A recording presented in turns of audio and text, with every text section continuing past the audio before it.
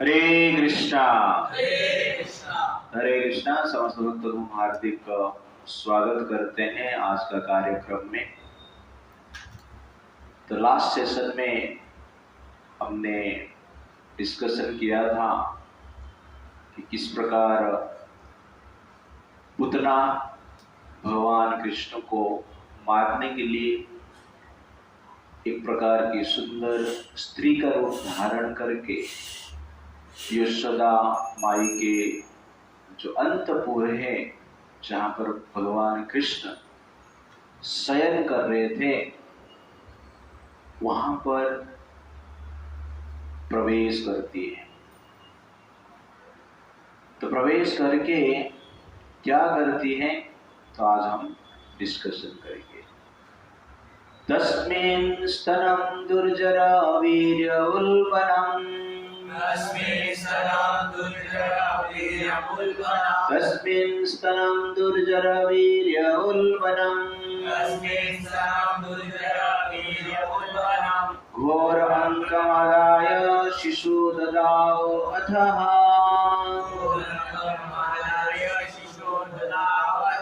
गाढं कराभ्यं भगवान् प्रपीडत प्राणैः समं रोषः समन्वित अपीव।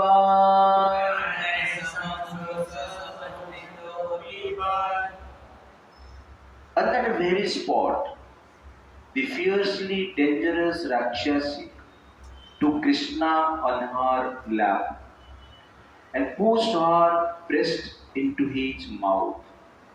The nipple of her breast was smeared with a dangerous, immediately effective poison. But the Supreme Personality of Godhead, Krishna, becoming very angry at her, took hold of her breast, squeezed it very hard with both hands, and sucked out both the poison and her life. तो आखिरकार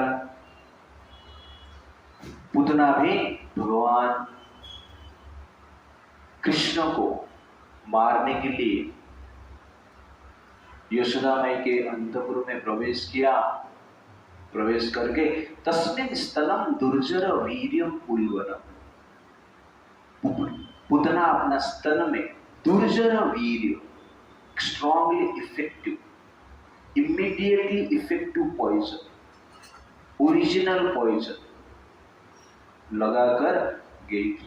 घोर अंकम अदाय शिशु दादौ अथ, पूतना भगवान कृष्ण को, बालक कृष्ण को गोद में लेती है और अपना स्तन को कृष्ण के मुख में डालती है। कृष्ण के मुख में जब स्तन को डाल दिया जाता है, भगवान कृष्ण क्या करते हैं? उल्टी कर देते हैं? नहीं, गाढ़ं कराभ्यम भगवान प्रपीड्यत। गाढ़ं कराभ्यम, अपना हाथ से गाढ़ स्ट्रॉन्गली पकड़ लेते हैं। पकड़ के क्या करते हैं? प्रपीड्य, पीड़ा मतलब कष्ट देना, पेन देना। प्रपीड्य मतलब स्पेशल पेन, स्पेशल कष्ट देना। प्रपीड्य तत् प्राणै समम रोष समन्वित अपीव।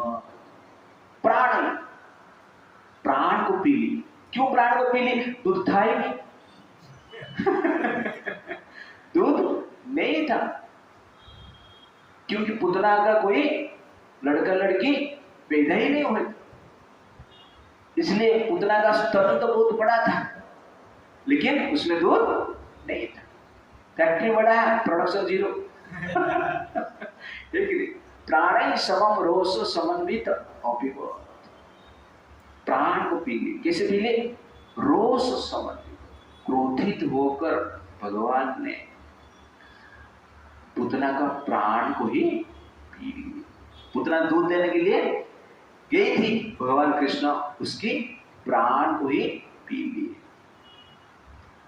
तो यहां पर प्रभुपाद जी परपट में लिखते हैं, Lord Krishna was not angry at Putana for his own sec, rather he was angry because the Rakshasi had killed so many small children in Brajbhumi. Therefore, he decided that she should be punished by having to forfeit her life. तो भगवान कृष्ण ने पुतना को इसलिए नहीं मारे कि मुझे वो मारने के लिए आई, पहले बहुत बच्चे को मार चुकी थी, इसलिए भगवान को अच्छा नहीं लगा और भगवान ने क्या किया, पुतना का प्राण को ही पी लिया। यदा यदा हि धर्मस्य ग्लानिर्भवति भारत।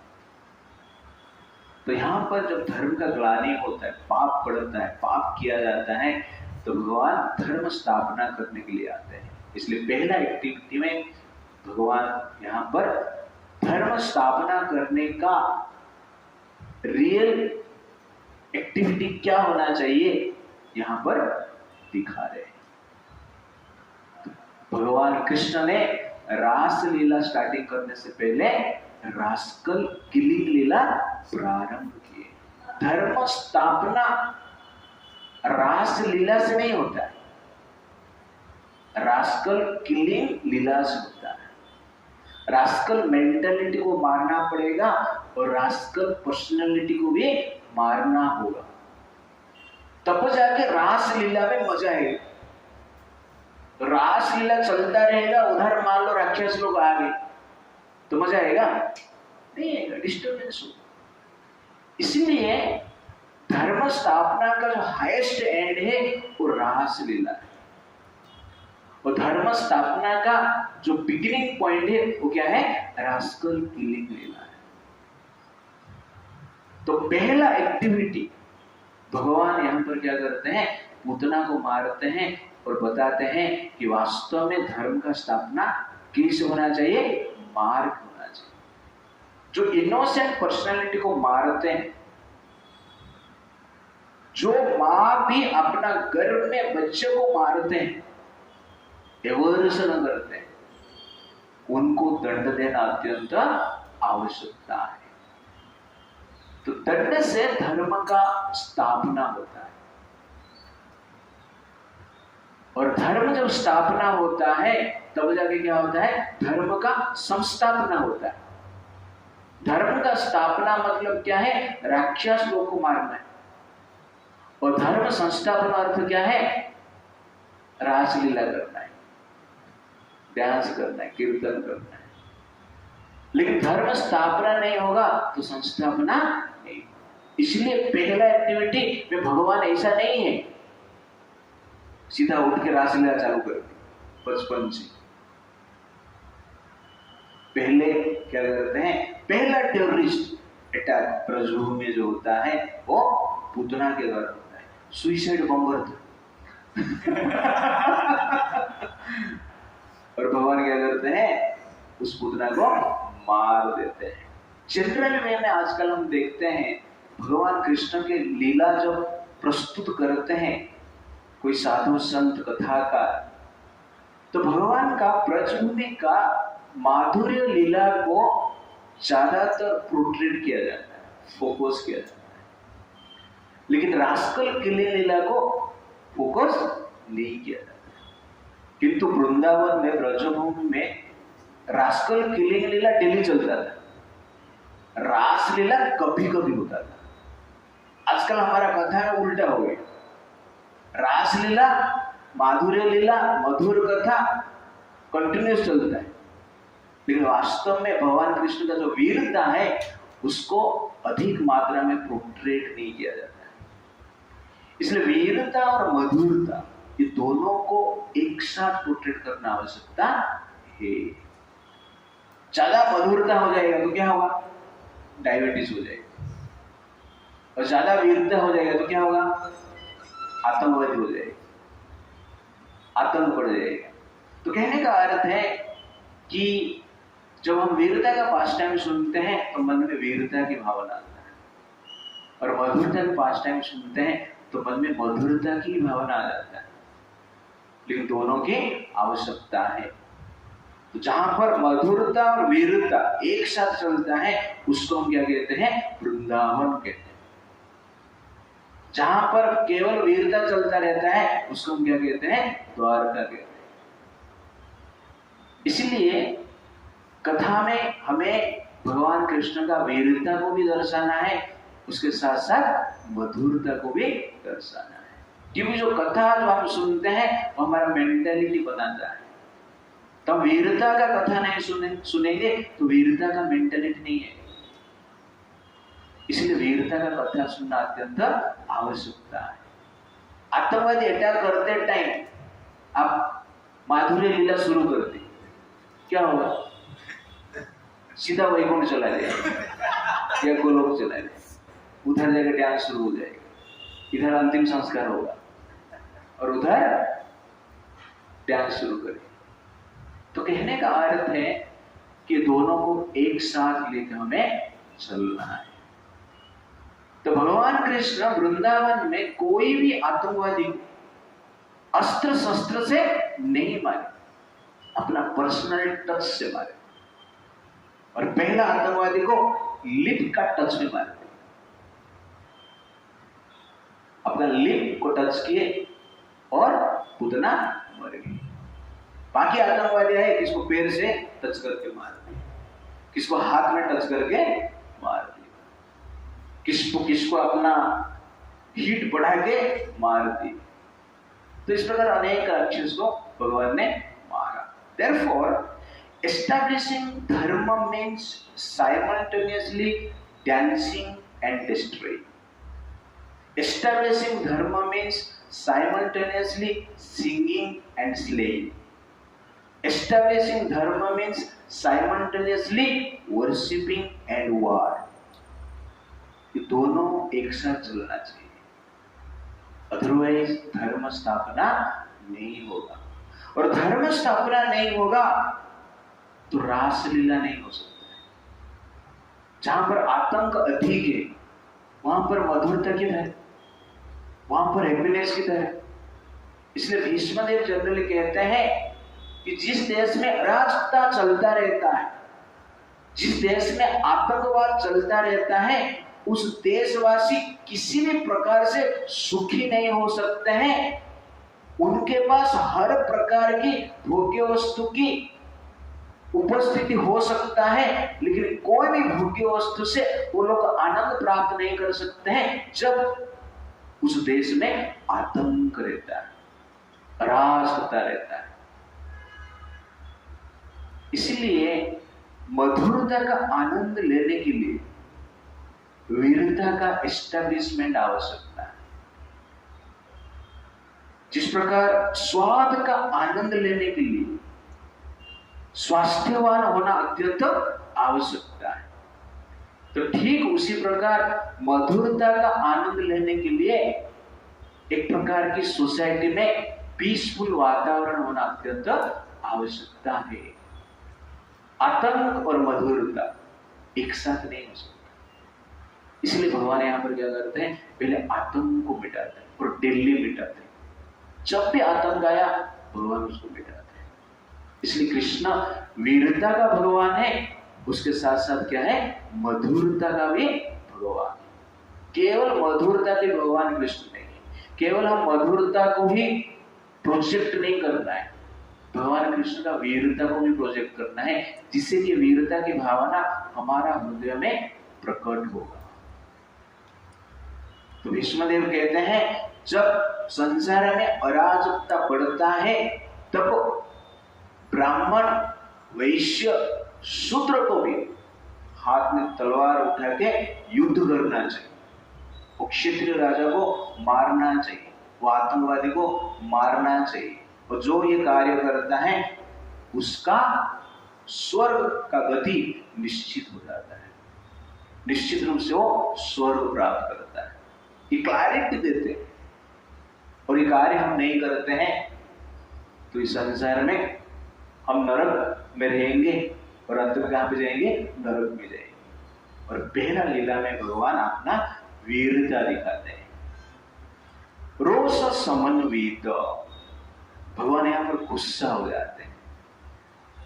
अब देखेंगे कृष्ण लीला में ये पहला लीला है और पहला लीला में भगवान का पहला इमोशन क्या है, क्रोध, एंगर, एफेक्शन।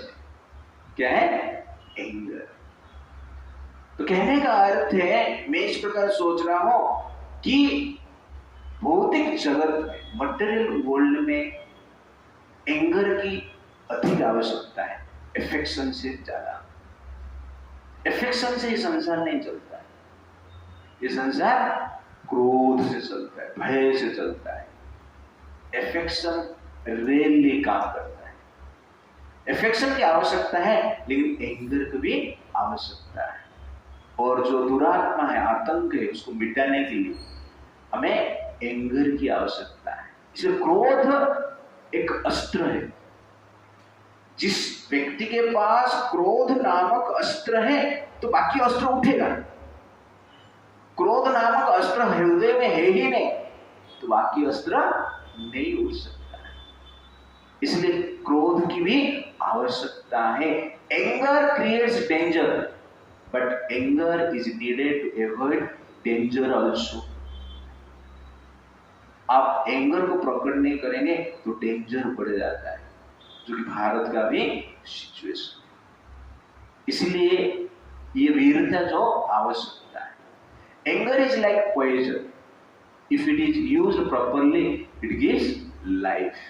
मेडिसिनल पर्पज है इसका। Anger is like knife, if it used properly it cures wounds. Operation भी करता है ये। Anger is like fire. If it is used properly, it protects life. इसलिए एंगर का यूटिलिटी है। कभी आप मत सोचिए कि क्रोध करना पाप है। कहां पर क्रोध नहीं करना भी पाप है। पूरा भगवद गीता क्रोध करने के लिए बताया और कुछ नहीं। पूरा भगवद गीता अर्जुन को क्रोध दिलाने के लिए बताया।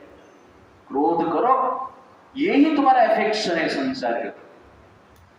अर्जुन को भगवान गीता में कहते हैं तुम्हारा जो एफेक्शन अभी है वो एफेक्शन नहीं है, वो अटैचमेंट है, अज्ञान है।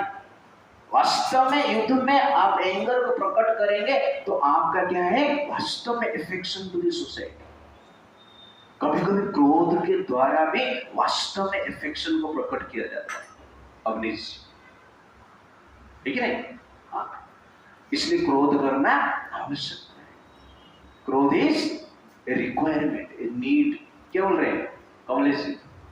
हाँ, आजकल सनातन धर्म को फॉलो करने वाले क्रोध को भूल गए, इसलिए अधिक प्रॉब्लम्स शुरू हो रहे हैं। जय श्री राम बोलेंगे और पत्थर खा के भागेंगे। What is this? दुर्गा माता का पूजा करेंगे और वहां पर डांस करें। और नवरात्रि में 9 डिमन को दुर्गा देवी ने मारे हैं और 9 दिन हम क्या करते हैं, डांस करते हैं। साधना करना चाहिए, वीरता का साधना करना चाहिए। और 9 दिन आप 9 डिमन को मार दिया तो बड़ी बात है। दैट इज वास्तव में नवरात्रि। बाकी सब क्या है, नवरात्रि नहीं है, लौरात्रि, ठीक है ना? So called लौरात्रि। प्रेम प्रसंग उधर चलता रहता है, माता के प्रति कम और बाकी के प्रति ज्यादा। ऐसा नहीं होना चाहिए। इसीलिए क्रोध का भी आवश्यकता है। Affection for devotee, but anger is for demons. So devotees are carried by affection, and demons are carried by anger. सोने को फूक फूक कर सेक दिया जाता है, लोहे को हाथोड़ा में मार मार कर सेक दिया जाता है। लोहे को भी आप फूकोगे सेक देने के लिए, साइज देने के लिए, कुछ होगा, तुम्हारा हवा टाइट हो जाएगा, उसमें सेम आएगा कुछ, हाथोड़ा मारना पड़ेगा। वैसे डीमन को सुधारने के लिए अस्त्र शस्त्र वीरता की आवश्यकता है, वेपन्स की आवश्यकता है, ऑपरेशन सिंदूर की आवश्यकता है। फूक फूक कर शांति वार्ता नहीं चलता है। कौन सा शांति वार्ता में इस कृष्णा सक्सेस हुई है क्या? कृष्णा शांति वार्ता में सक्सेस नहीं हुई और आप शांति वार्ता में सक्सेस होते हैं। इसलिए वीरता की आवश्यकता है। Anger is sometimes essential to protect the essence of life. In material world, anger is most essential than affection for the protection of essence of life. धर्म शास्त्र का ना affection से नहीं होता है, कहाँ से होता है? क्रोध से होता है। इसलिए पहला इमोशन भगवान का क्या है? रोषो समन्वित, क्रोध दिखाए, affection नहीं दिखाए। Inside there is affection और आउटसाइड देयर इज क्रोध। इसे करना है ना हमें, बाहर क्रोध तो दिखाना पड़ेगा, आवश्यकता है, not out of enmity, out of need, out of protection, to protect the essence. वीरता की आवश्यकता है और ये ट्रेनिंग बच्चे लोग को देना चाहिए बचपन से। संस्कार ट्रेनिंग इस प्रकार चलना चाहिए। संस्कार ट्रेनिंग में सिर्फ जय श्री राम बोलना नहीं, पत्थर आया तो पत्थर फेंकना पड़ेगा, पहाड़ फेंकना पड़ेगा, गोली चलाना पड़ेगा, ये भी आवश्यकता है। थर्ड पॉइंट, दुर्जर वीर्यम। तो पुतना का जो पॉइजन था दुर्जर, अति पावरफुल, तो प्रभुपाद जी कहते हैं इमीडिएटली इफेक्टिव होता है वो पॉइजन। उस पॉइजन को लगाकर पुतना गई थी, अपना स्तन को कृष्ण के मुख में डालती है और भगवान उसको पकड़कर पी लेते हैं विष को। लेकिन विष पीते हैं तो कुछ होता है? नहीं होता है। That is Krishna. तो ये 5 टाइम से भगवान प्रमाण करते हैं कि मैं साधारण व्यक्ति नहीं, I am not a man, I am not a Superman, I am God, I am supreme personality of God. विष पिए लेकिन विष उनको इफेक्ट नहीं हुआ। पुतना अनेक बच्चे को मारी थी, सब लोग विष का स्मेल से ही मर जाते थे, और भगवान पुतना का विष को भी पिए, उसके साथ साथ उसका प्राण को भी पी लिए। तो ये इंसिडेंट जो है प्रमाण करता है कि कृष्ण साधारण व्यक्ति नहीं है। तो पुतना पावरफुल थी और भगवान क्या करते हैं? वो विष को पी लेते। तो कहने का अर्थ है भगवान का शरीर पॉइजन से इफेक्ट नहीं होता है। कहने का अर्थ है भगवान का जो शरीर है, आध्यात्मिक शरीर है, भौतिक अस्त्र शस्त्र से उसका विनाश नहीं होता है। तो ये चीज भगवान इस लीला में प्रकट करते हैं। तो Krishna is the creator of poison. उनको कैसे पॉइजन इफेक्ट करे? तो he is the source of everything, poison हो या नेक्टर। इसलिए Krishna is beyond the effect of material creation, because Krishna is transcendental. गाढ़म कराभ्यम भगवान प्रपीड्यत। भगवान पुतना का स्तन को जोर से पकड़ लेते और छोड़ते नहीं। और उसके साथ साथ यहां पर भगवान क्या कर रहे हैं? पुतना को पीड़ा देते हैं, जोर से पकड़कर पीड़ा देते हैं, और पीड़ा देकर क्या करते हैं? वैकुंठ भेज देते हैं। तो यहां पर ये पॉइंट है, मन का कीड़े को मारने के लिए, मन का कीड़ा को मारने के लिए पीड़ा की आवश्यकता है। विदाउट पीड़ा मन का कीड़ा मरता नहीं। और कृष्ण जोर से पकड़कर पीड़ा देते। प्रभुपाद जी बोलते लात भी मारने पुतना को, और पूरा शरीर में, पुतना का शरीर में पीड़ा हो रहा है और छटपटा रही है पुतना। लेकिन कहां पे भेज दिए? वैकुंठ भेज दिए। तो ये पीड़ा से पुतना का चेतना प्यूरिफाई हुआ। तो पुतना मतलब इम्प्यूरिटीज। भगवान जब पीड़ा देते हैं किस लिए देते हैं? प्यूरिफिकेशन के लिए देते हैं। वैसे ही जीवन में हमें पीड़ा लेना होगा। साधना में पीड़ा है, चैंटिंग करने में पीड़ा है। तो कृष्ण का टच पुतना को पीड़ा दिया, चैंटिंग का टच हमें पीड़ा दिया। तो साधना में पीड़ा है, गीता स्टडी करने में पीड़ा है, कथा सुनने में पीड़ा है, सेवा करने में पीड़ा है। तो ये पीड़ा को जब हम ग्रहण करते हैं, वास्तव में क्या होता है? मन का कीड़ा मरता है। अनर्थ का विनाश होता है, मन शुद्ध होता है। इसलिए पीड़ा की आवश्यकता है प्यूरिफिकेशन के लिए, पनिशमेंट की आवश्यकता है प्यूरिफिकेशन के लिए। पूतना जो पीड़ा प्राप्त किए, वास्तव में पूतना का चेतना का प्यूरिफिकेशन हुआ, तो माँ का जो नाटक कर रही थी, वास्तव में वैकुंठ जाकर ओरिजिनल माँ के रूप में सेवा की। इसीलिए एनवियस मेंटालिटी जब कृष्ण को सेवा में पीड़ा हम लेते हैं, वो एफेक्शनेट मेंटालिटी में परिवर्तित होता है। इसलिए साधना में पीड़ा होगा, गीता स्टडी में पीड़ा होगा, सेवा में पीड़ा होगा, भक्तों के संग में रहेंगे तो पीड़ा होगा, चिस्टेजमेंट रहते हैं। वो पीड़ा को जब हम सहन करते हैं तो क्या होता है, प्यूरिफिकेशन होता है और हम भगवान के पास जाते हैं। कृष्ण से डायरेक्ट पीड़ा मिला और तुरंत ही वैकुंठ प्राप्त हुआ। इसलिए संसार में जब हम पीड़ा लेते हैं, भक्ति में जब पीड़ा लेते हैं, वास्तव में हमारा इलेविशन के लिए कार्य करता है। इसलिए साधक को हम क्या करना चाहिए, पीड़ा, साधक को पीड़ा ग्रहण करना चाहिए। तो कभी कभी राइडर जो है, हॉर्स राइडर है, घोड़े को मारता है, तो घोड़ा क्या सोचता है, उसे मार रहा है। वास्तव में मार रहा है वो नहीं, घोड़े को जिताने के लिए प्रयास कर रहा है। तो ठीक उसी प्रकार जीवन में हमें जो पीड़ा आता है, भक्ति में जो पीड़ा आता है, वास्तव में भगवान हमें जिताने के लिए कार्य कर रहे हैं। इसीलिए पीड़ा को हमें ग्रहण करना अत्यंत आवश्यकता है। और जहां पर पीड़ा रहता है वहां पर कुछ मिलता है।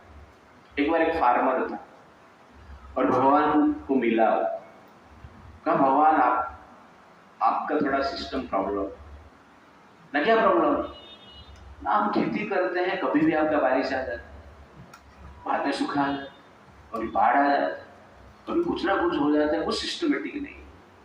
इसलिए हमारा जो धान जितना प्रोडक्शन होना चाहिए उतना होता नहीं। आप एक काम कीजिए, पूरा एनवायरमेंट का इंचार्ज मुझे बना दीजिए, मैं अपने हिसाब से काम करूं।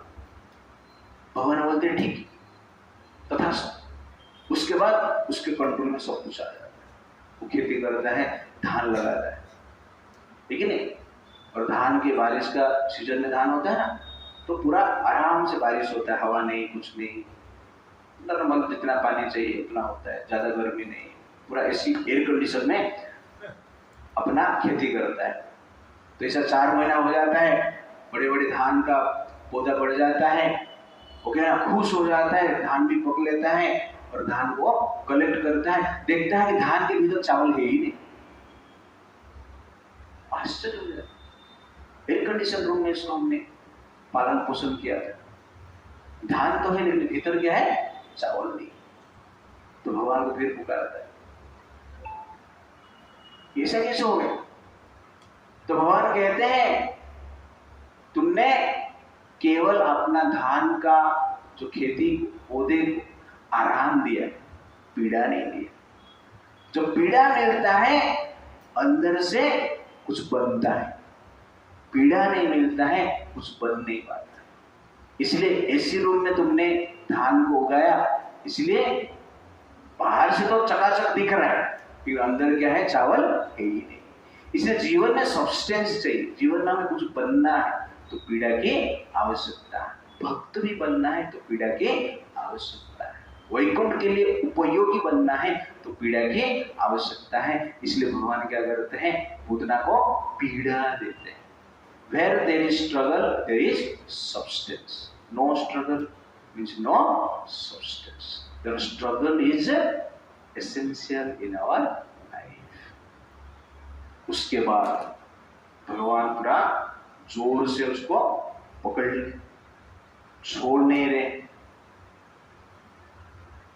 तो पूतना का रिएक्शन क्या होता है, वर्ष नंबर 11। मुंचा मुंचालमेति प्रभासिने,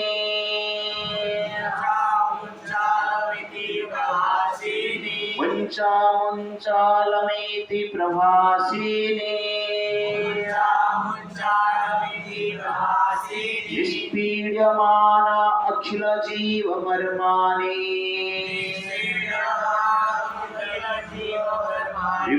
नेत्रे चरणं भुजौ मुहुः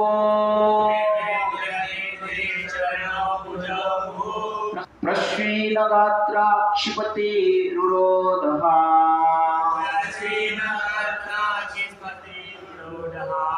unbearably prays in every vital point. The demon Putana began to cry. Please leave me, suck my breast no longer. Perspiring, her eyes wide open, her arms and legs flailing, she cried very loudly again and again. Mancha, mancha, alam iti pravasi. रोते रोते जोर जोर से क्या बोल रही है? छोड़ दो, छोड़ दो, छोड़ दो. भगवान पकड़ गए, गाढ़ा जोर से पकड़ गए, ये जोर से चिल्ला रही है, छोड़ दो, छोड़ दो. निष्पीड्यमान अखिल जीव मर्मान. और भगवान वो जैसे चिल्ला रहा है, भगवान का भी पकड़ पड़ रहा है. और क्या कहते हैं? अखिल जीव मर्मान. पूरा पुतना का शरीर का जितने भी मर्म स्थान था वहां पे जबरदस्त पीड़ा दे रही, प्रपीड्यमान.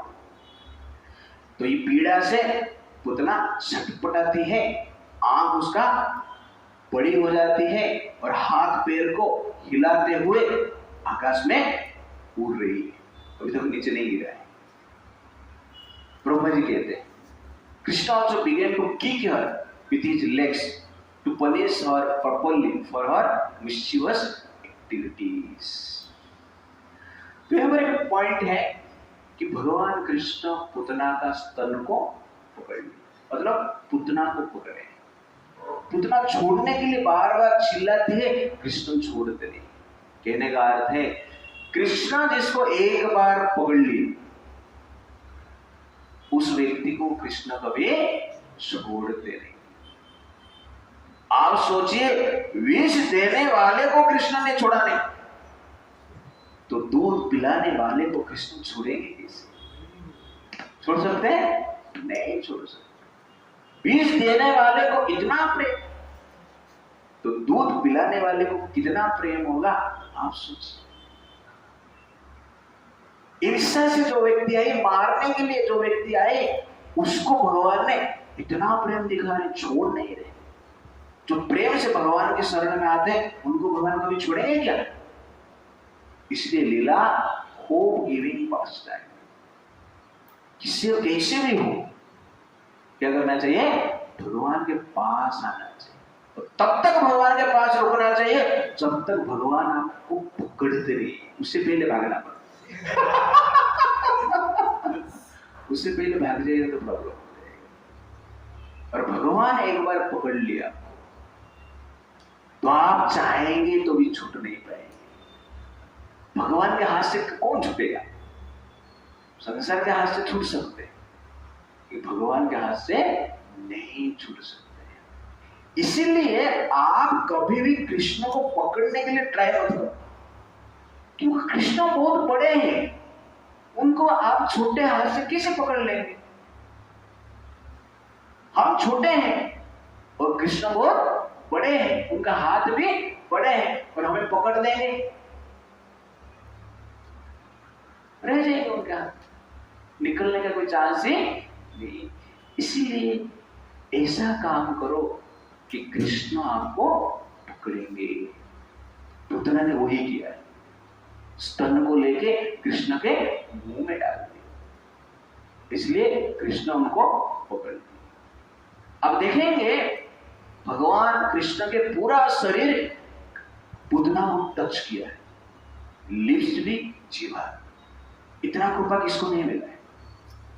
किसको पैर हाथ मिला रहेगा टच थोड़ा बहुत, किसको थोड़ा पप्पी भी मिला रहेगा, लेकिन पुतना को पूरा शरीर का टच मिल रहा है और बॉडी पार्ट कृष्ण का टच में.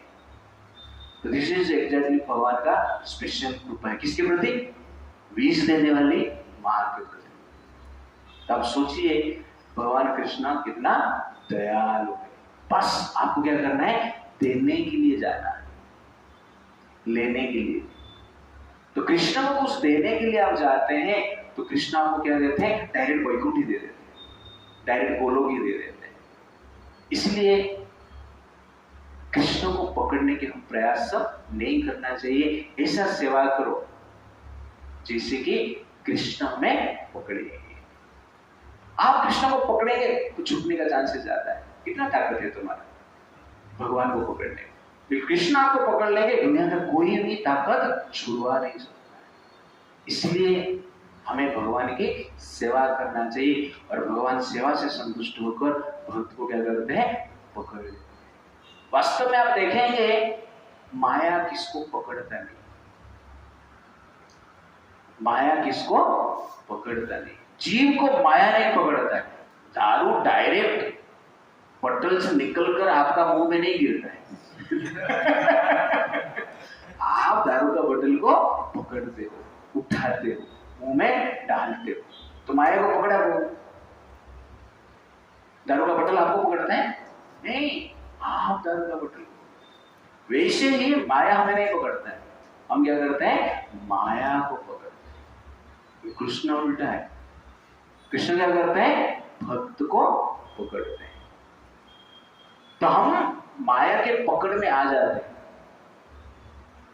और भक्त कृष्ण के पकड़ में आ जाते हैं। जैसे हमारे लिए असंभव होता है माया को छोड़ना, वैसे ही कृष्ण के लिए असंभव होता है भक्त को छोड़ना।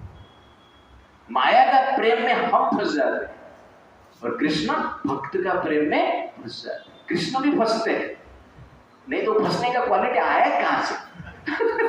ये फंसने का क्वालिटी कृष्ण से ही आया रहेगा ना। तो कृष्ण ही फंसते हैं भी, हम भी फंसते हैं। हमारा फंसना और कृष्ण का फंसना थोड़ा अलग हो जाता है। हम माया में फंसते हैं और कृष्ण भक्त का प्रेम में फंसते हैं। जैसे माया से छूटना हमारे लिए डिफिकल्ट होता है, वैसे भक्त का प्रेम से छूटना कृष्ण के लिए डिफिकल्ट होता है। और वास्तव में आप देखेंगे पूतना को एंट्री कौन दिया? यशोदा माई ने दिया, रोहिणी ने दिया, बाकी गोपियों ने दिया। तो भगवान ने कहा इतने बड़े बड़े महान भक्त एंट्री दिए हैं मेरा सेवा करने के लिए, वरदान तो देना पड़ेगा। है कि नहीं? इसलिए भगवान क्या करते हैं, कृपा करके पूतना को वैकुंठ दे देते हैं। माँ का क्या, माँ ने भेजा है, लेकिन इतना प्रेम से भेजे मेरा सेवा करने के लिए, मुझे भी सेवा करने का अवसर चाहिए।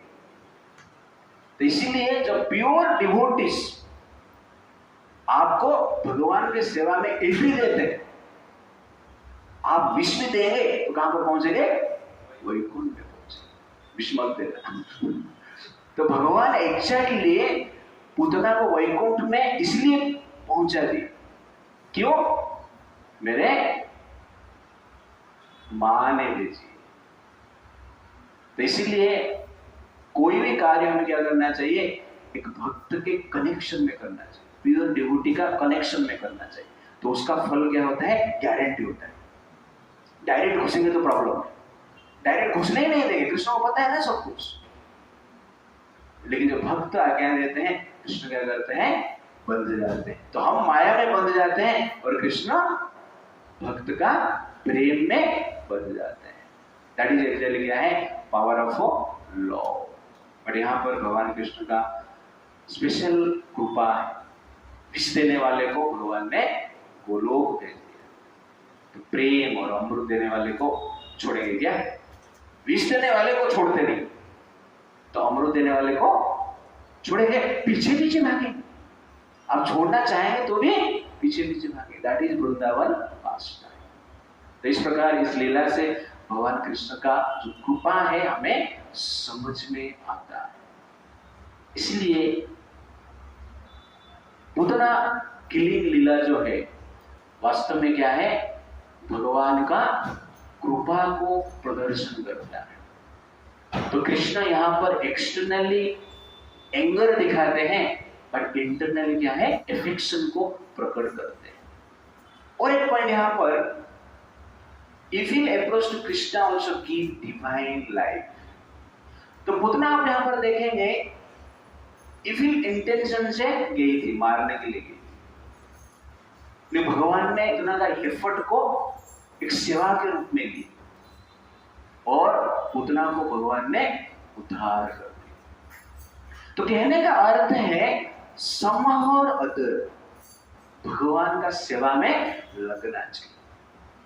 आप अहंकार से भी भगवान का सेवा करते हो, ईर्ष्या से भी भगवान का सेवा करते हो, दम्भ से भी भगवान का सेवा करते हो, चलेगा, करते रहो। आपका सेवा भाव को देख के कृष्ण जब पकड़ लेंगे तो छोड़ेंगे नहीं। तो पुतना को पकड़ के जैसे पुतना का एनवियस नेचर को प्यूरिफाई किए, ठीक उसी प्रकार कोई भी भाव में भगवान को हमें अप्रोच करना चाहिए, और भगवान का टच से हमारा भीतर जो अहंकार है, ईर्ष्या है, वो भी दूर होता है, प्यूरिफाई होता है। इसलिए भाव तो अच्छा रखना चाहिए, लेकिन भाव अच्छा नहीं होता है तो भी सेवा नहीं छोड़ना चाहिए, क्योंकि सेवा से भगवान क्या करते हैं, एक व्यक्ति का चित्त को शुद्ध करते हैं। That is the point. लेकिन जब प्रेम भाव से भगवान का सेवा हम करेंगे, हम आनंदित रहेंगे। लेकिन जब एनवी से, ईर्ष्या से, क्रोध से, अहंकार से भगवान का सेवा में लगेंगे, हम दुखी रहेंगे, हमें पेन होगा। इसलिए आपको कृष्ण का सेवा में ब्लिस चाहिए, आनंद चाहिए, तो शुद्ध भाव से अप्रोच करना चाहिए। कृष्ण का सेवा करना है, लेकिन अहंकार का भी थोड़ा सेवा करना चाहिए, ठीक है नहीं? इट वर्शिप नहीं, क्या करना है, ईगो वर्शिप करना है। प्राण प्रतिष्ठा नहीं है, प्रतिष्ठा का प्राण प्रतिष्ठा करना है। तो वो जनरली क्या है, चलेगा, वो भी होता है, लेकिन उसमें पेन होगा।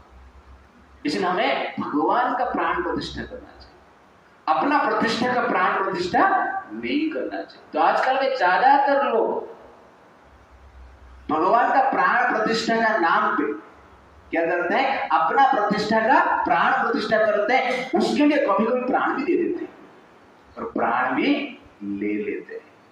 वास्तव में ये प्राण प्रतिष्ठा नहीं, अपना प्रतिष्ठा का क्या है, प्राण प्रतिष्ठा है। ये जनरली डिटी वर्शिप नहीं, ये क्या है, ईगो वर्शिप। अपना अहंकार को ही हम क्या करते हैं, पूजा करते हैं। ठीक है, करो, चलेगा, पुतना जैसे लिबरेशन भी मिलेगा, समय के अनुसार वो भी प्यूरिफाई होगा। लेकिन हमें क्या करना चाहिए, शुद्ध भाव से अप्रोच करना चाहिए। That is the point. अपि चेत् सुदुराचार भजन्ते माम अनन्य भाव साधुएव समन्तव्य सम्यक व्यवसित ही स। भगवान के अपि चेत् सुदुराचार, कोई मान लो सुदुराचार, नंबर 1 राक्षस है, राक्षस का पाप भी, पूरा पोल्यूटेड मेंटालिटी के साथ भी कोई व्यक्ति है, भजन्ते माम अनन्य, फिर मेरा सेवा करता है, मैं क्या करता हूं, उसका हृदय को साफ करता हूं। साधुएव समन्तव्य, भगवान कहते हैं उसको साधु भी मानना चाहिए, ठीक है नहीं? क्यों? अति शीघ्र डिवोटी बनने वाला है। पता नहीं एक शीघ्र कौन सा होता है, बट भगवान यहां पर कहते हैं अति शीघ्र डिवोटी बनने वाले, इसलिए हमें साधु मानना चाहिए। नेक्स्ट वर्स, पुतना चिल्ला रही, तो उसके बाद क्या होता है, दैट इज वर्स नंबर 12। सातस्याश्वेन अतिगभीर रामः सा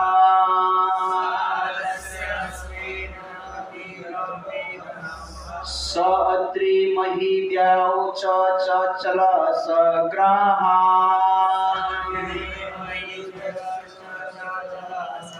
रसादि स प्रतिनेदिरे जनाः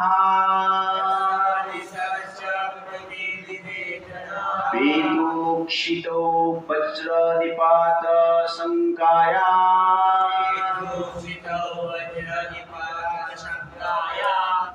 As Putana screamed loudly and forcefully, the earth with its mountains and outer space with its planets trembled. The lower planets and all directions vibrated, and all people fell down, fearing the thunderbolts were falling upon them. Putana जब जोर से चिल्ला रही थी तो क्या हो रहा था, ऐसा लग रहा था कि पहाड़ पर्वत गिर रहे, सब ग्रह भी कांप रहे, रसातल भी नीचे गिर रहा है, बाकी लोग ये आवाज सुनकर लग रहा है थंडरबोल्ट गिर रहे हैं, तो उस भय से वो भी लोग भी गिर रहे, ब्रजवासी। निशाचरितं व्यथितस्तनाव्यासुः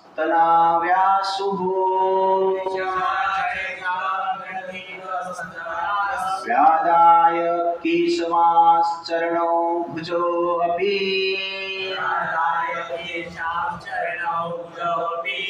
प्रस्राय गोष्ठे निजरूपम् आस्थिता वज्राहत वृत इव आप्तं नृपः. In this way, the demon Putana very much aggrieved because her breast was being attacked by Krishna, lost her life. O King Parikshit, opening her mouth wide and spreading her arms, legs and hairs, she fell down in the pasturing ground in her original form as a Rakshas, as Uttarasur had fallen when killed by the thunderbolt of Indra. निशाचरी इतम व्यथित स्थान व्यास. निशाचरी मतलब पूतना. इस प्रकार व्यथित होकर कष्ट पाकर, क्योंकि भगवान ने स्तन को पकड़ के रखे हैं, व्यास लाइफ को छोड़ दिया, मर गए. भगवान उसके प्राण को भी पी लिए. और उसके बाद क्या होता है? वेदाय केशाम चरणाओ भुजम अपि प्रस्राय गोष्ठे निज रूपमास्थित. तो पूतना अपना ओरिजिनल स्वरूप में आती है. डुप्लीकेट ब्यूटीफुल जो स्वरूप था वो छूट जाती. ओरिजिनल स्वरूप में आकर हाथ पैर फैलाकर ब्रजभूमि में गिरती है. यहाँ पर कुछ पॉइंट्स हम लेंगे. तो यहाँ पर निशाचरी एक शब्द उच्चारण हुआ. निशाचर, निशा मतलब रात्रि, चरी मतलब रात्रि में जो भ्रमण करते, जो नाइट क्लब में जाते, उनको क्या कहते हैं? निशाचर. तो नाइट क्लब मतलब निशाचर और निशाचरी का प्रेम मिलन. वो जनरली क्या है? Night club. और निशाचरी क्या है? अंधकार क्या है? जो अहंकार में घूमता है, वो भी कौन है? निशाचर, निशाचरी. अंधकार वास्तव में अहंकार है. और यहाँ पर स्पेशल शब्द यूज हुआ है निशाचरी व्यथित. निशाचरी इतम व्यथित, व्यथित पेन में. वास्तव में जो अहंकार में रहते हैं वो पेन में रहते हैं. Egoistic personalities live a life of a complete pain, original pain. Therefore, egoistic life means painful life. Egoless life means painless life, peaceful life. तो ईगो को छोड़ो, शांति से जियो. ईगो के साथ जिएंगे तो व्यथित दुख होगा, पीड़ा मिलेगा. या तो भगवान पीड़ा देंगे, नहीं तो संसार पीड़ा देगा. Those who are egoistic, they get पीड़ा, pain by this material world or by the supreme personality of Godhead. वास्तव में जो पीड़ा का कारण क्या है? ईगो है, अहंकार है. इसलिए हमें क्या करना चाहिए? अहंकार को छोड़ना चाहिए. और पूतना का क्या ईगो था? कि मैं बड़ी राक्षस, मेरा स्तन बड़ी है और ये स्तन से अनेक बच्चे को मैं मारी. ये कृष्ण क्या है? उसको भी मार सकते. ये ईगो था. ठीक उसी प्रकार आजकल के लोग क्या है? इगोइस्टिक. पुतना का बिग ब्रेस्ट थी. आजकल लोग इगोइस्टिक इसलिए big position, big bungalow, big गाड़ी. तो big position, big power, big bungalow, big गाड़ी, बिग डिग्री, ठीक है ना, बिग बर्थ. उसके लिए लोग क्या करते हैं? अहंकार में रहते हैं. और उस अहंकार वास्तव व्यक्ति को क्या करता है? पेन देता है. इसलिए पुतना का जो पेन का कारण क्या है? उसका अहंकार है. वो विचार की कि मैं कृष्ण को भी मार सकता.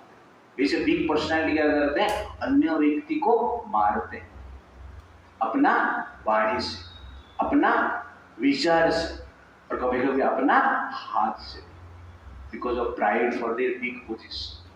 इसलिए अहंकार से हमें क्या करना चाहिए, बचना चाहिए। नेपाल में चल रहा है ना बिग पोजीशन पीएम, लेकिन ओली का होली हो गया ओली का घर जला दिया, संसद जला दी, पार्लियामेंट चल गया, कोर्ट चल गया। एक वित्त मंत्री था, फाइनेंस मिनिस्टर, उसको रोड पे भगा भगा कर मार रहे हैं। ऐसा कुछ तो वीडियो आ रहा था, उसको ब्रिज से नीचे छोड़ दिए, गिर के भाग रहे हैं वो फाइनेंस मिनिस्टर। अनेक मंत्री को मारे और अनेक प्राइम मिनिस्टर को भी मारे। एक प्राइम मिनिस्टर का बीवी को तो जला के ही मार। ये सब लोग अपना पोजीशन का पावर को, अपना रीच को प्रकट करने के लिए इंस्टाग्राम में वीडियो बना के सोशल मीडिया में डालते थे और लोग देखते थे कि प्राइम मिनिस्टर का बेटी बेटा क्या कर रहे हैं। अहंकार बढ़ गया और अहंकार को समय निश्चित रूप से विनाश करता है डिफरेंट वे में।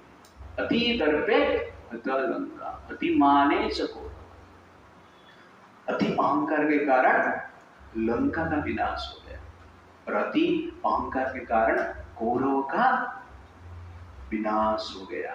इसलिए हमें अहंकार नहीं करना चाहिए। Ego means father of pain, ego means inviting danger, ego means impetus for sin, ego means moving towards death. इसलिए हमें क्या करना चाहिए, ईगो को छोड़ना चाहिए। इस बोलने से राधा स्वयं महाराज कहते हैं प्राइड कम्स बिफोर फॉल, पतन होने से पहले अहंकार आता है। तो यहां पर कृष्ण ने पूतना का ईगो को क्रश किया। वैसे जीवन में हमारा भी ईगो को क्रॉस करने के लिए लोग आएंगे।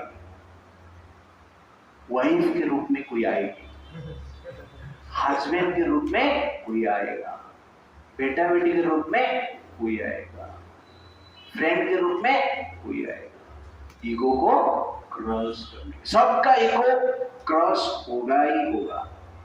यहाँ पे स्वयं कृष्ण प्रकट हो गए पूतना का ईगो को विनाश करने के लिए, और हमारा ईगो को विनाश करने के लिए आएंगे सब। इसलिए भगवान को भी बुला लो पहले कि मेरा ईगो आप ही विनाश करो। भगवान जब विनाश करेंगे वैकुंठ मिलेंगे, और यहाँ कोई व्यक्ति विनाश करेगा तो नेपाल छोड़ना पड़ेगा लेकिन और कहाँ पे जाके शरणार्थ होके रहेंगे। भीमा's ego was crossed by Hanuman, है ना? ईगो क्रॉस करते भक्त लोग करते। इंद्रा's ego was crossed by Govardhan लीला, कि बड़े बड़े लोग का ईगो भगवान पर्सनली क्रॉस करते हैं। और दुर्योधना's ईगो क्रॉस बाय महाभारत वार। इसलिए जनरली हमें क्या करना चाहिए, ईगो को छोड़ना चाहिए। When ego is crossed, spiritual life begins. Material life means egoistic life. Spiritual life means egoless life. Egoistic life is painful, but egoless life is peaceful. Real death means death of ego. Real life means egoless life. मरना है ego को मारो, मारना है अहंकार को मारो। एक बार अहंकार मरता है, बाद में कोई मरता ही नहीं। अहंकार का ही मृत्यु को मुक्ति कहा जाता है, और अहंकार का पालन को ही भौतिक जीवन कहा जाता है। तो spiritual life means free from ego, death of ego. Material life means maintenance of ego. इसलिए हमें ईगो मेंटेन नहीं करना है, हमें क्या मेंटेन करना है, भक्ति को मेंटेन करना है और ईगो को नष्ट करना है। और भक्ति से ही ईगो मरता है। ईगो से आप मान लो कि भक्ति करते, फिर भी वो भक्ति क्या करेगा, समय के अनुसार आपका ईगो को नष्ट करेगा। और यहां पर आप देखेंगे पूतना जो शरीर है, कहा जाता है प्रश्नाय गोष्ठे निज रूपम आस्थित। तो पूतना का शरीर एक स्थान पर जाके गिरती और कहा जाता है उस स्थान कंस का ही गार्डन था, स्पेशल गार्डन था, और भगवान जानबूझकर उधर ही गिराए। ऐसा नहीं कि पूतना जाकर ग्वाल बालक वो गाय के बीच में गिर गई, ऐसा नहीं हुआ। कंस का स्पेशल गार्डन ब्रजभूमि में था और उधर जाके भगवान क्या करते हैं, उसको गिराते हैं, वो गार्डन में जो भी ट्री था सब नष्ट हो जाता है। ठीक उसी प्रकार ईगो क्या करता है, अपना रिलेटिव को ही मारता है, अपने को ही मारता है। इसलिए हमें ईगो से वो क्या होना चाहिए, बचना चाहिए। That is the point. और कृष्ण का टच जिस प्रकार पूतना का बद्ध की, वैसे ही भगवान का टच हमारे ईगो का विनाश कर सकता है, और कोई उपाय नहीं। तो माया's touch kills our higher nature and put us in the way of a lower nature.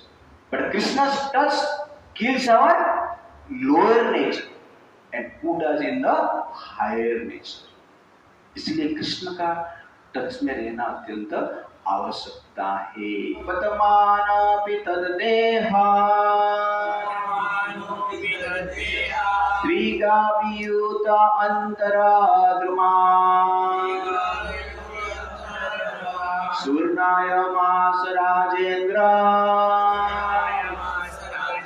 महदासी तदद्भुतम्। O King Parikshit, when the gigantic body of Putana fell to the ground, it smashed all the trees within a limit of 12 miles, 19 kilometers. Appearing in a gigantic body, she was certainly extraordinary. पतमान अपि तददे, पतमान में गिर गई, उसका देह गिर गया। तो 12 miles मतलब 99 किलोमीटर तक उसका बॉडी था, इतना बड़ा शरीर। कितना किलोमीटर स्प्रेड हुआ था बॉडी? 19 किलोमीटर, 20 किलोमीटर लगभग, इतना बड़ा शरीर। हम सोचते हैं कि अपने से सबसे बड़ा है। वास्तव में ऐसा नहीं है। 19 किलोमीटर उसका चेस्ट का, इतना शरीर बड़ा हो गया ना। और उस एरिया में जितने भी पेड़ पौधा था सबको नष्ट कर दिया। तो जैसे कि मैंने बताया, जैसे कंस का गार्डन में ही गिरी और कंस का गार्डन को नष्ट, कंस ने भेजा था। तो ठीक उसी प्रकार हमारा अहंकार क्या करता है, हमें मारता है, उसके साथ साथ अपने रिलेटिव को भी पेन देता है। रावण का अहंकार पूरा रावण का फैमिली को भी मार दिया, वंश को ही नष्ट कर दिया, रावण का लंका को ही नष्ट कर दिया। वैसे कौरव का अहंकार पूरा कौरव का वंश को ही नष्ट कर दिया। इसलिए अहंकार क्या करता है, स्वयं को नष्ट करता है और उसके साथ साथ अपना फैमिली मेंबर को भी नष्ट करता है। इसलिए अहंकार से हमें क्या होना चाहिए, बचना चाहिए। ईसा मात्र उग्रह द्रंस्त्राश्यम गिरिकंदर नासिकम गण्डशैलस्तनं रौद्रम् प्रकीर्णारुणामूर्धजम् अन्धगोपागभिराईक्षम् कुलिनारः भीषणम् बद्धसेतुः भोजौर्वङ्ग्रे बद्धसेतुः भोजौर्वङ्ग्रे शून्यतोय हृदयोदरम् सन्तात्रशुः स्म तद्वीक्षः गोपागोप्यः कलेवरम्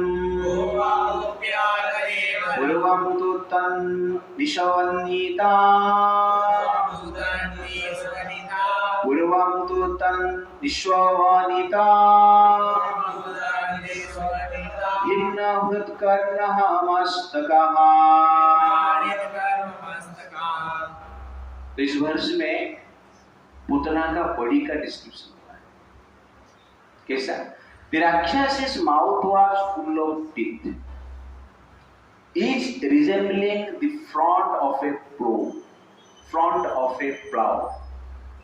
Her nostrils were deep like mountain caves, and her breast resembled big slabs of stone fallen from hill. Her scattered hair was the color of copper.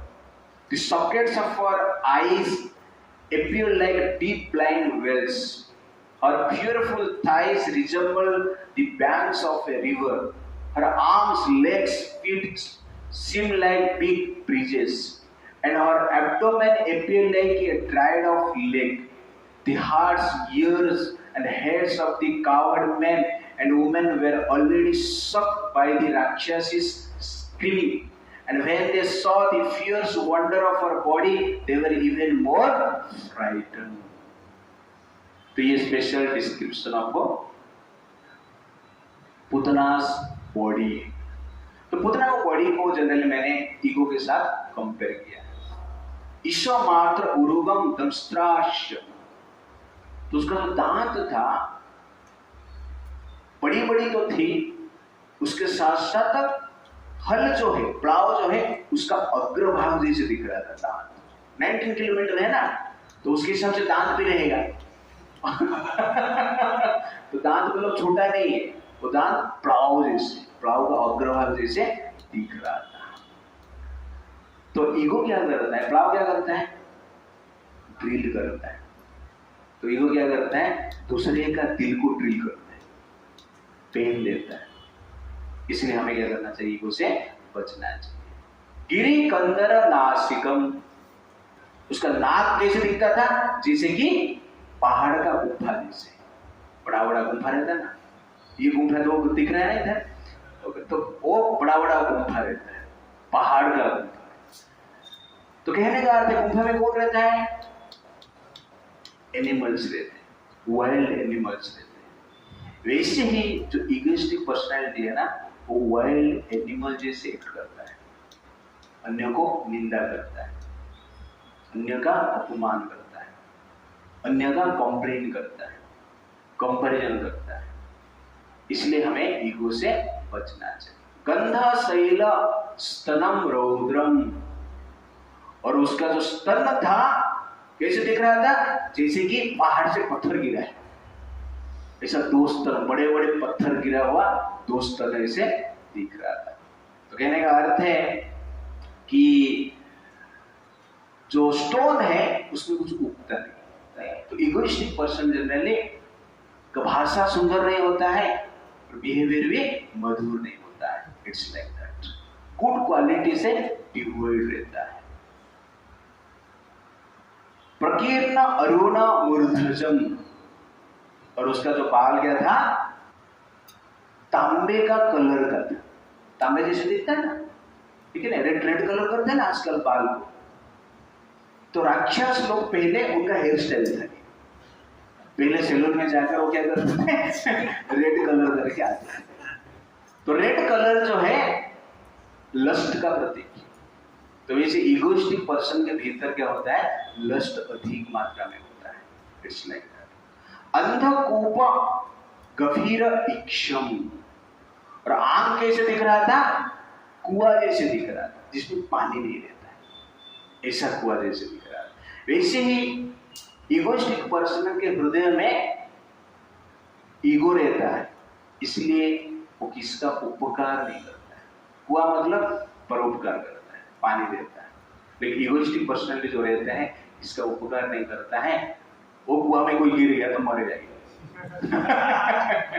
वैसे इगोइस्टिक पर्सन के साथ कोई आ रहा है संबंध में, वो भी मर जाएगा। It's like that. Yudhishthira Maharaj एक बार घूम रहे थे, भगवान ने भेजा थोड़ा घूम के आओ, सिटी भ्रमण।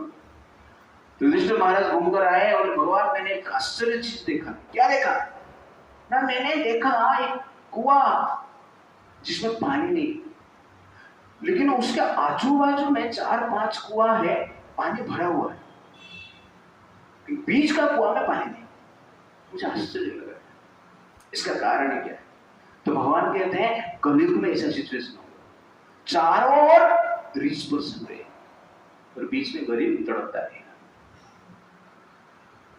तो कहने का अर्थ है इगोइस्टिक पर्सनालिटी जो रहते हैं जनरली इसका हेल्प नहीं करते हैं। इट्स लाइक पुलीन अरोह भीषणम, उसका जो थाइस था बैंक ऑफ रिवर जैसे दिख रहा था, नदी का किनारा जो रहता है वो उसका जंगल दिख रहा था इतना बड़ा।